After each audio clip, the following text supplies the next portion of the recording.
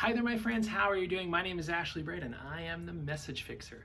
Today, I'm kicking off a three-part series all about virtual presentations because I want you, whether you're in person or virtual, to be delivering value, showing your passion, your knowledge, and getting the results that you want out of that presentation.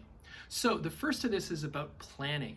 The second is going to be all about preparing your content, and then the third is about actually presenting on camera and how that's going to work. So let's jump into the first one. So there's 5 key things you want to be thinking about when you're planning to do a virtual presentation. The first one is, and this is super basic, what software are you going to use? There's a whole ton of different options out there, but I recommend Zoom. I'm a little bit biased because I use Zoom myself, but the reason I use Zoom is because it's super simple, and knock on wood, it seems to work pretty well each and every time, not a lot of technical issues, and it's super accessible in terms of cost. You can get a free version that'll work for most of your needs, but if you need to upgrade to get a little bit more features, it's only $15 a month. So recommendation number 1 is Zoom.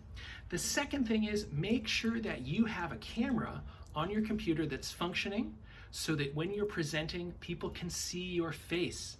Okay, so even though everyone's remote, you still want to be making that connection with your audience, making those critical connections so they can see your gestures and your eyes and your voice and what's going on with you. So make sure you have a camera that's functioning and works great. The next thing is audio. Okay, we all have wireless headphones and different things now, but you know what? I'm old school.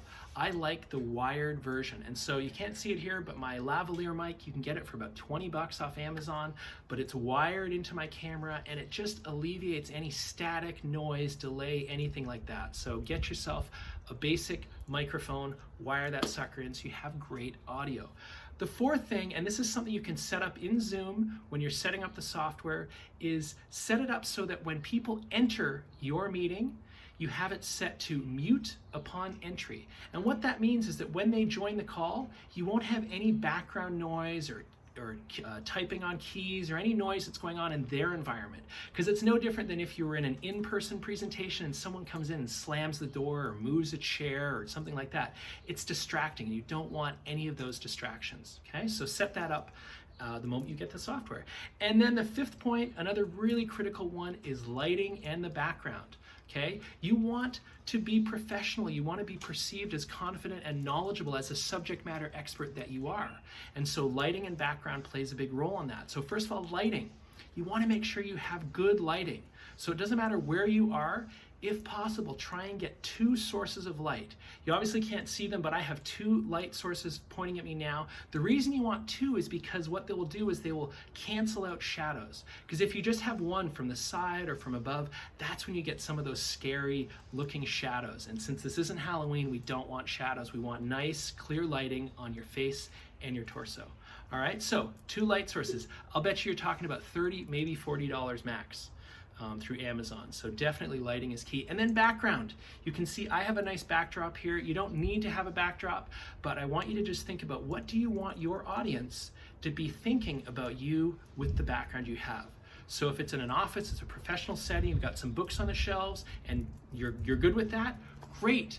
But you know what, if you have dirty laundry back there or some pictures on the wall you don't want to see or something else going on back there, make sure you plan ahead and get the background figured out because it all adds to the credibility and the way you are perceived and the way people trust you or don't trust you. All right, so those are the 5 things that I'm going to recommend in your initial planning for your virtual presentation. Number 1, use Zoom. That's my recommendation. Number 2, make sure you have a camera. People want to see your face.